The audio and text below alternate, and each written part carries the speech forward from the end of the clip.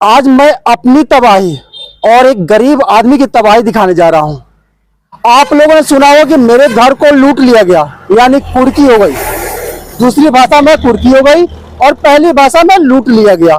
लूट लिया गया इसलिए मैं बोल रहा हूं क्योंकि ना वो मनीष कश्यप के घर के नाम पे थी, ना उसके फादर के नाम पे थे, ना उसके ग्रैंडफादर के नाम पे वो प्रॉपर्टी थी, और ना ही उसका एक भी अंडरवियर से लेके इनर तक मनीष कश्यप का उस घर में कोई सामान भी था। यहां तक मैं बोल रहा हूं, इस परिवार के चलते उस पे केस हुआ था। यही परिवार था। अब इस परिवार के लिए क्या था, मैं कहानी बता रहा हूं। इनका 1,36,000 रुपया फ्रॉड हो गया SBI बैंक से। मैं भी एक बैंकर हूं। कुछ भी फ्रॉड होती है तो बैंक की रिस्पॉन्सिबिलिटी बनती है कि साइबर क्राइम होती है तो उसका वो खुद निवारण करे। इन्होंने 1 साल तक चक्कर लगाया कि FIR हो। 1 साल तक चक्कर लगाते ही रहे, लेकिन फिर भी FIR इनकी नहीं होती है। यही मझौलिया थाना में बाद में ये जाते हैं कोर्ट में, कोर्ट का सहारा लेते हैं, बाद में उनका FIR को एक्सेप्ट किया जाता है। अब मेरे भाई की कहानी मैं बता रहा हूं। जब इनका फ्रॉड हुआ था, बैंक ने कुछ भी नहीं सुना, तो कुछ लोगों ने बताया कि यहीं पे मनीष कश्यप रहते हैं, गरीबों की आवाज बनते हैं, आप उनके पास जाइए। इन्होंने फिर उसके बाद मनीष कश्यप के पास आए। मनीष कश्यप ने इनकी कहानी सुना क्योंकि गरीब परिवार के थे, और मनीष कश्यप गरीब परिवार की आवाज ही हुआ करते थे उस टाइम भी, और आज भी, और आने वाले टाइम में भी। इन्होंने एक मैनेजर से क्वेश्चन पूछा। मैनेजर ने बोला कि आप बाहर जाइए, बाहर से एक वीडियो बनाते हैं इनके सपोर्ट में। जब इन्होंने क्वेश्चन 2-3 दागे मनीष कश्यप ने, बैंक मैनेजर ने क्या कर दिया, उन पे FIR कर दिया, और वो FIR को एक्सेप्ट उस टाइम ही कर लिया गया। और एक गरीब परिवार जो था 1 साल तक चक्कर लगाता रहा, लेकिन FIR एक्सेप्ट होती नहीं है। बाद में कोर्ट के सहारा लेकर इनकी FIR को एक्सेप्ट किया जाता है। अब आइए इनकी कहानी, इनके घर का स्थिति देख लीजिए। आइए, ये इनका महल, और एक है केजरीवाल का आलीशान बंगला। आप बताइए, जब एक गरीब परिवार का दर्द जब मनीष कश्यप दिखाता है, उसमें FIR हो जाती है बिना जांच पड़ताल किए हुए, और एक गरीब परिवार जो भटकता रह रहा है 1 सालों तक, लड़का भी मर गया, दिल में बीमार, फिर भी इनका FIR एक्सेप्ट नहीं हुआ था। वो जो पैसा उन्होंने बैंक में जो जमा किया था अपने बच्चे के इलाज के लिए, क्योंकि उसके दिल में छेद था। यही दर्द मनीष कश्यप ने समझा और वीडियो बनाया था। इनके बच्चे के दिल में छेद था, और वो पैसा साइबर क्राइम द्वारा फ्रॉड हो जाती है और उस पर कुछ भी कार्रवाई नहीं होती है।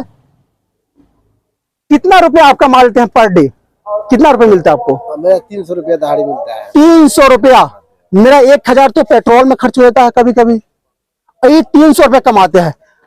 लोग सारे कहते हैं कि गरीबों का देश है, गरीबों का राज्य है, गरीबों के नाम पे राजनीति होती रहती है, लेकिन गरीब का कौन सुनता है भाई? कौन सुनता है? और एक गरीब की आवाज एक गरीब बंदे ने उठा क्या लिया, उसमें FIR कर दिया गया। आखिर इनके FIR क्या हुआ? क्या कंडीशन आपका FIR, क्या कहाँ तक पहुंची है आपके FIR का? अभी तो FIR हुआ, लाल साहब बोल रहा है कि अभी भेज रहा है, अभी तक भेजा भी नहीं। SP बोल रहा है कि जाओ थाना पर जाओ, थाने से इधर जाओ, उधर से इधर जाओ। लाजदा में फिर कोर्टे से भी केस अपना क्लोज किया है, लेकिन लगता है कि खुलवाना पड़ेगा, तब तक कोई रास्ता होगा। मैं तो एडवोकेट नहीं हूँ, मुझे तो उतना नॉलेज नहीं है, लेकिन उन्होंने बोला कि इसकी स्थिति बताएंगे। क्या स्थिति? देखिए, बहुत ही बदतर ये प्रशासनिक हमारी जो व्यवस्था है, इसका पोल सीधे खोल रहे हैं। जो सच्चाई है, यह व्यक्ति इतना गरीब व्यक्ति, इनके बेटा को असाधारण बीमारी हो जाती है जिसका इलाज संभव कम पैसा में होने वाला नहीं है। यह 200-300 रुपया कमाने वाला व्यक्ति कर्जा काढ़ के, पैंचा लेके, लोगों से उधार लेकर और किस्त लेकर, जो गांव देहात में किस्त चलता है, वो पैसा लेकर 1,08,000 रुपया कुछ पैसा ये बैंक में, भारतीय स्टेट बैंक में जमा किए। ताकि एक साथ गोटा पैसा हो जाए तो ये लेकर ये अपने बेटा का इलाज कराते। खर्चा है 5 लाख का। 5 असाधारण बीमारी थी। अब ये जब जाते हैं तो बैंक में अपना पैसा लेने के लिए, तो बैंक वाले बोलते हैं कि तुम्हारे साथ साइबर क्राइम हो गई है, तुम्हारी पैसा लूट ले गई है। तो ये बताइए, हम बैंक का निर्माण ही इसलिए होता है, हमारा एक भरोसा होता है, सभी लोग भरोसा के साथ बैंक में पैसा जमा करते हैं। एक चीज मैं रखूंगा, कोई भी, एक गरीब हो, अमीर हो, मिडिल क्लास हो, कोई भी पैसा घर में भी रख सकता है ना, घर में भी रख सकता है, किसी को दे भी सकता है, लेकिन क्यों नहीं देता है? सोचता है कि हाँ से भरोसा नहीं है, कोई चोरी हो जाए, डकैती हो जाए, कोई छीन ले। हम विश्वास करते हैं, उसके बैंक में हम लोग जमा करते हैं और वहां पे फ्रॉड हो जाती है और वहां पे कुछ भी कार्रवाई नहीं होती है। क्यों नहीं होती है? क्योंकि एक गरीब बंदा है, इसको उतना नॉलेज नहीं है, उतना शिक्षित नहीं है। हमारे जैसे लोगों का होता तो हम लोग बैंड बजाते। आगे बताइए। और दर इनका बेटा उसी क्रम में मर जाता है इलाज के अभाव में। ये एफआईआर बैंक वालों की, इनके साथ जो फ्रॉड होती है, ये बैंक वालों के ऊपर एफआईआर दर्ज कराने के लिए जाते हैं थाने। आजकल एफआईआर दर्ज कराने में सिर्फ पैसा आपको 5 से 10 हजार रुपया। ये गरीब व्यक्ति कहाँ से पैसा बेचारा लाए? इनका एफआईआर दर्ज नहीं होता है। ये दर भटकते रहते हैं, हर जगह जाते हैं, हर नेता के पास जाते हैं, हर विभाग में जाते हैं, इनका एफआईआर। तो ये हार पाच के अंत में कोर्ट में जाते हैं। परिवार 136C 2020 में इनका जो है 156 CRPC के तहत कोर्ट कंप्लेन होता है, केस दर्ज होता है, वहां से थाना पे आता है और थाना पे साल भर लग जाता है, इनका एफआईआर दर्ज नहीं होता है। कोर्ट से कंप्लेन आने के बाद भी इनका एफआईआर दर्ज नहीं होता है। अभय कुमार जी हाल फिलहाल में आए हुए हैं मझौलिया थाना, उनकी पारखी नजर इनके परिवार पे पड़ती है और देखते हैं इनकी स्थिति। वो बेचारे एफआईआर इनका दर्ज करते हैं और इसी क्रम में, इसी मध्य में जब ये हार पात चारों तरफ से थक जाते हैं तो लोग इन्हें बताए, यहाँ के लोग इनको राय दिए कि जाइए आप मनीष कश्यप के पास। क्योंकि मनीष कश्यप इस क्षेत्र में गरीबों के मसीहा के लिए जाने जाते हैं। वो बाढ़ हो, सुखाड़ हो, कुछ भी हो, यहाँ लोगों के लिए मदद के लिए शुरू से ही मनीष कश्यप खड़ा रहते हैं। और ये बात हम ही नहीं, सभी लोग जानते हैं। इस क्षेत्र में कहीं भी जाइए, मनीष, इनको लोग बोला कि जाइए मनीष कश्यप के पास। मनीष कश्यप आए, इनकी दयनीय स्थिति देखे, इनका भी। आपसे आपने मनीष कश्यप को 1 रुपया भी दिया था? नहीं, हमने पैसा। क्या आपने चाय भी पिलाया था? नहीं, चाय मिठाई खिलाया था? कुछ भी? आपके हमारे लिए अपना प्राण भी त्याग दिए है। आपके दर्द को समझ के, आपके बेटे का दर्द को समझ के, आपके मालना हास्ता को समझ के वो आए थे यहाँ पे। आए थे, हम खुद बुलाए थे हम। ठीक है, अब बताइए। वो आए और देखे, उनका भी भाई मनीष कश्यप का सीना पसीज गया। इनकी स्थिति जब यथा स्थिति। अरे भैया, कौन नहीं पसीजेगा? एक कौन सा महल है? एक केजरीवाल का महल तो नहीं है कि आलिशान बैठा हुआ है, खाने के पीने के लिए, पूरा सोने के लिए पूरा बेडरूम पड़ा हुआ, आलिशान पड़ा हुआ नहीं पड़ा हुआ। कोई भी बंदा जो पहले ही बताया, जो पहले ही मैं कर्ज में इतना डूब चुका था, उस कर्ज को चुकाने के लिए मैंने एक कर्ज और लेकर बैंक में जमा किया था और उस कर्ज को बैंक डायरेक्ट सिंपल वर्ड में बोलती है, क्या होती है? साइबर क्राइम हो गया। अरे भैया, आपकी सैलरी 1 लाख होगी, लेकिन इनकी 1 लाख रुपए इकट्ठा करने में 10 साल लग गए होंगे। पता नहीं सुबह का खाना बनाते होंगे तो शाम को खाना मिलता होगा या नहीं मिलता होगा, या किस चीज की सोचते होंगे कि हाँ कल का खाना मिलेगा या नहीं मिलेगा। आप कैसे दर्द समझेंगे? आप तो लाखों रुपए आपकी सैलरी होगी, बैंक की तरफ से आपको सब कुछ मिला होगा, इनको नहीं मिलता भैया। इनकी पर डे की इनकम 300 ही है और 300 में क्या 1, 2 और 2-3 बच्चे भी होंगे, उसका भी पालन पोषण करना पड़ता है। 300 रुपए तो हम लोग को, मुझे पता है 1000 रुपए पर डे तो खर्चा हो जाता है हम लोग को। वो भी लगता है 1000 रुपए से कम होती है तो लगता है कि हाँ आज कुछ बचा लिया मैं, लेकिन 300 रुपए कमाने वाले बंदे को 1,36,000 का फ्रॉड हो जाती है। और बैंक क्या बोलती है? क्रेडिट कार्ड आपका क्रेडिट कार्ड बोल रहा है, क्रेडिट कार्ड तुम लिया, हमको तो दिखाइए, हम तो लिया है। तो और क्रेडिट कार्ड इन्होंने लिया भी नहीं था। क्रेडिट कार्ड मैं चीज पूछ दूंगी, क्रेडिट कार्ड क्या होती है इनको पता भी नहीं हो उस टाइम। अब पता होगा क्योंकि इनको धक्का लगा है, अब पता होगा। बिना साइन किए हुए, बिना अप्रूवल के आपने क्रेडिट कार्ड को इशू कैसे कर दिया? वही पर लड़ाई हुआ मनीष। यही जो है, क्योंकि मनीष कश्यप तो पढ़े लिखे जानकार व्यक्ति हैं। दूसरी बात है, क्रेडिट कार्ड भी मिलती है पिन जनरेट होती है, क्या इन्होंने पिन जनरेट किया? बिना क्या उस बैंक में जो मोबाइल नंबर था उस नंबर पर कोई ओटीपी से पिन जनरेट हुआ था? आपने इनको इनके प्रॉब्लम को समझा? आप जब गए थे क्वेश्चन पूछने कि मेरे साथ फ्रॉड हुआ था, आपको कितना देर तक समझाए, कितना टाइम दिया आपको? तो झाड़ के हटा देता था बैंक के मैनेजर को, झाड़ कभी सलामी नहीं सुनता था। एसबीआई बैंक बोला कि तुम रुपया नहीं जमा करोगे तुम जेल जाओ उल्टा में। एसबीआई बैंक दिल्ली मुख्यालय, जहां भी मुख्यालय होगा, आप देखो आपके मैनेजर ने एक गरीब आदमी का कैसे लूटा है। फ्रॉड नहीं हुआ, लूटा है।